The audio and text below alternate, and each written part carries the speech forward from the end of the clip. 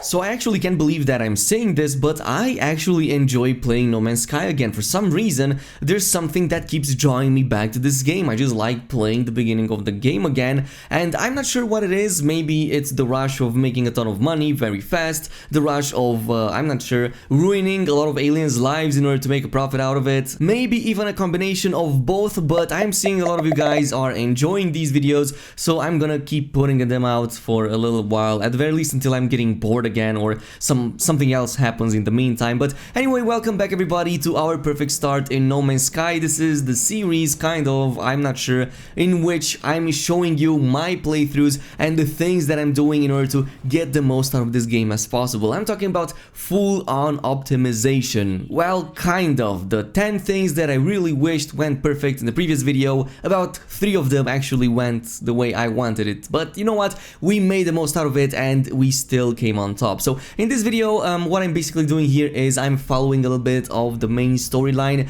What I didn't show in the previous episode was the fact that I kept putting off this stranger coordinate mission, and the way I did it was basically I kept the alien on hold. I didn't respond to the messages that kept beeping on my ship, so I just kept them and prolonged them for as long as possible until I found the perfect system to have these coordinates into, which is the system with the frost crystals that we basically plundered off that really annoying planet with all that radiation going on. But what I'm doing here is I'm following these stranger coordinates now, because this is when I actually get the chance to find my first crash ship, and it is basically a free crash ship. It kind of requires repairs, but you kind of have a chance to also get a maximum rank.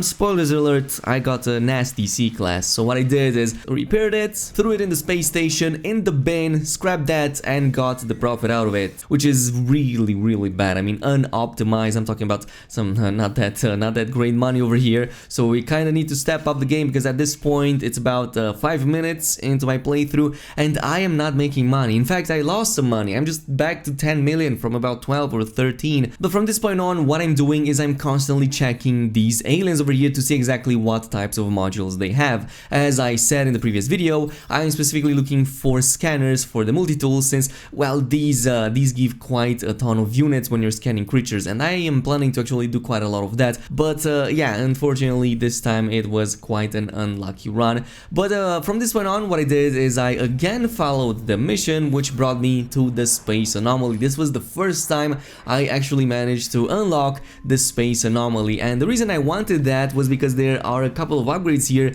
that are actually extremely useful. Mainly it's the personal refiner that I'm looking for, because, well, it is so much more convenient than any other refiner in the game, and second of all, because I really want to unlock that medium refiner also from the space anomaly. But the reason I'm planning for all of this is because I want to become a narcomaniac. Well, kinda. Well, I just want to create a chlorine farm, but I'm basically the equivalent of Walter White in No Man's Sky in space. So we're gonna do both of these at the same time. So yeah, here we are at Alien. My man is just requiring a ton of nanite clusters over here to unlock all of this.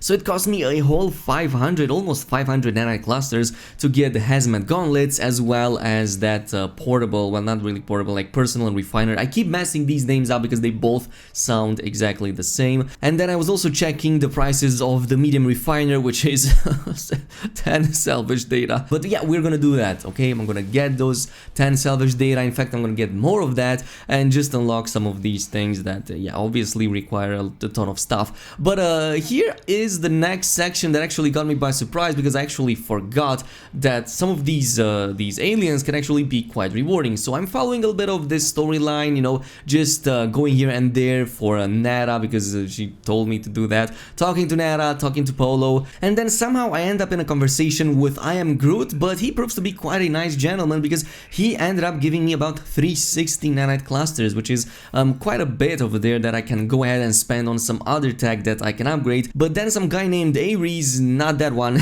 this one, yeah, he gave me about 750 more nanites that I could go ahead and splurge on the market, which meant that I was able to buy just one more upgrade because they are so damn costly. Eventually this brought me back to my home planet, which seemed to not be affected by any climate change yet. So I started doing what any self-respecting money-hungry businessman would do in this situation, and that is of course drawing a lot of holes into the planet and ruining a lot of forests for a profit, or well, in this situation to build a mega facility of narcotics. But yeah, this is what I did. I got the 10 or 20 or 30 salvage data, went back to my man on the space anomaly, got that sweet blueprint for the medium refiner, and I was already starting to feel a little bit like Jesse Pinkman, but instead of living in a nice house paid by my parents, I was basically living in a wooden shack in the middle of the goddamn forest. But otherwise I was feeling quite great. I had almost everything that I needed. The only thing that remained was to go on the space station and get a bunch of things, especially, well, the oxygen. You kinda need that if you want to build a chlorine farm. And then I also went into my guy Mowbray, who hooked me up with some really nice movement module. I mean, I was talking about polluting that planet, so how else would I do it without that 200% jetpack increase? So yeah, those tanks, yeah, those are churning up some fumes over there. I'm not kidding. I'm gonna make all kinds of green gas effects. But otherwise, this also meant that I could now move more freely and not have to stop every 5 meters to gasp for air like I just ran a marathon or anything. But yeah, this was pretty damn good. So I went back to my home in the middle of the woods, again alone, nothing scary here. So I started creating my mega facility, and by that I mean I placed 3 medium refiners down and then realized that there's a restriction that you can't place more than 3 in the same general location. So what I did is I bypassed that by moving a little bit further away, 10 meters or so, and placed 3 more refiners. Not really sure exactly what's the reason behind this, but now my facility looks kind of like this. So yeah, what I did from this point on is I started creating that chlorine. Yes, chlorine. It was definitely chlorine. So apparently if you mix 2 oxygen with 1 chlorine, you can actually turn that into 6 chlorine in the medium refiner. Don't ask me why the math is like that. I'm not questioning it. As long as I can make money out of it, that is all I care about. So that is precisely what I did. Oh yeah, and I forgot that I also bought the entire oxygen supply of several systems, as well as haggling a ton of people to sell me their oxygen. I'm not really sure if any of these life forms can live off oxygen. I don't really care. I mean, I'm a businessman. I don't really care about other people's well-being. Yeah, also the only painful part about this whole process was actually collecting all of the dihydrogen jelly. Unfortunately, none of the markets sold any of these, so I had to do it the old peasant way and collect it with my own arm. So that is exactly what I did. I spent about 20 minutes collecting a ton of this in the downtime that my other refiners were working. So about 5 dihydrogen jelly for each refiner is what I needed, and I started with the 3 I was talking about and then expanded to 6, and I believe lately to 9, though I'm not really sure I've included that in this video. But the whole process is pretty simple. Throw in a lot of chlorine, throw in even more oxygen, about twice the size, and you can basically create about 4,000 chlorine with 1 single refiner. So I think that, I'm not sure exactly what the calculations are. I'm pretty sure that at this point I had a ton of chlorine at the same time. Not really sure why I keep saying crack instead of chlorine, but yeah, kinda got used to it. But you know, I was making quite a lot of money at this point anyway, so I just threw in, I didn't really care, just throwing in like 999 of everything and creating as much of it as I could, since I was already overflowing with all of these. And about a stack of almost 10,000 of these sell for about 6 million, if you can believe that. I mean, who could have thought that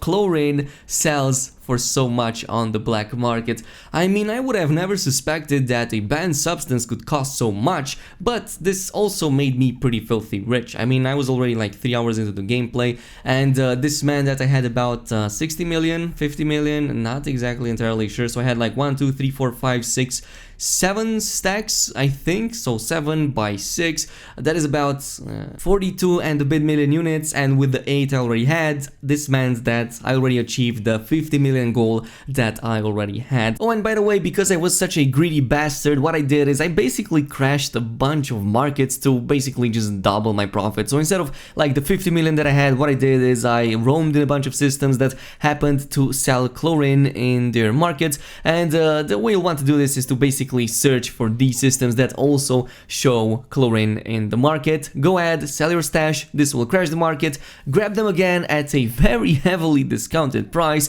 and then repeat the same process in like, well, indefinitely if you want to be the scum of the earth, or in this case the universe, or just a couple of systems like how I did it in my case, and got about 120 million. But this is pretty much where I kinda ended everything, and by that I obviously mean the playthrough. Yeah, if you enjoyed this series and if you want me to continue it, either like this, either like how it was in the previous video, either on a more serious tone or more like memes, go ahead and let me know down below. In the meantime, as always, don't forget to comment, like, subscribe, sell me your house, give me your money, your social security number. Not really, just kidding by the way. But yeah, thanks so much for watching and peace.